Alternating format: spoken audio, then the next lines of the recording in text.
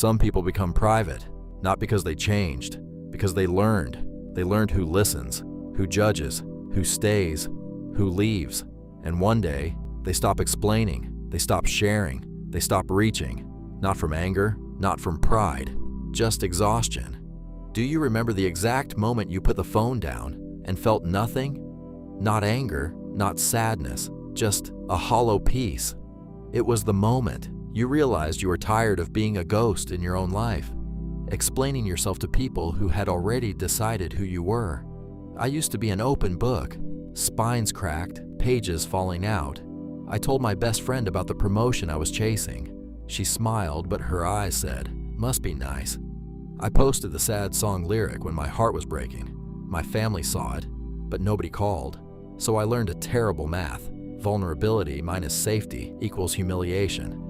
It wasn't one big explosion, it was 1,000 paper cuts. You share a dream, they laugh. You share a fear, they use it as a joke next Tuesday. You share a plan, they tell you why it won't work. And slowly, your throat closes up. You stop oversharing because you realize they weren't listening to understand.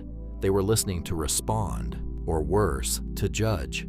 You start to wonder, is there something wrong with me? Am I too sensitive? No, you just have a good memory.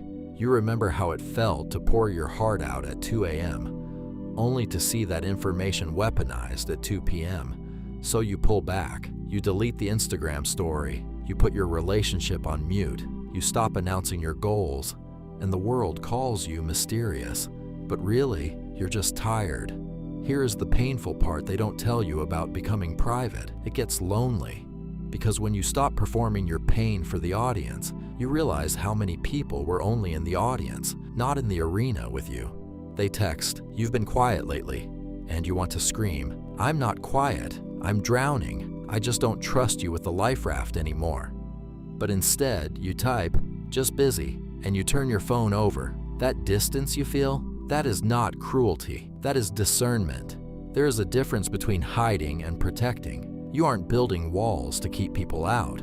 You are building windows so you can see who is safe enough to let in. You finally realize that no is a complete sentence, that you don't have to answer every call, that your peace is worth more than their curiosity.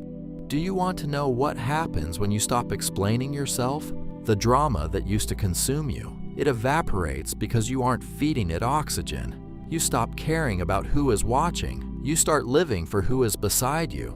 You trade 100 shallow conversations for one deep silence with someone who gets it. You realize that privacy isn't about having something to hide. It is about having something worth protecting. I'm not saying it's easy. Sometimes the old you misses the noise. But look at your life now. Look at how calm your mornings are. Look at how you don't flinch when your phone buzzes anymore.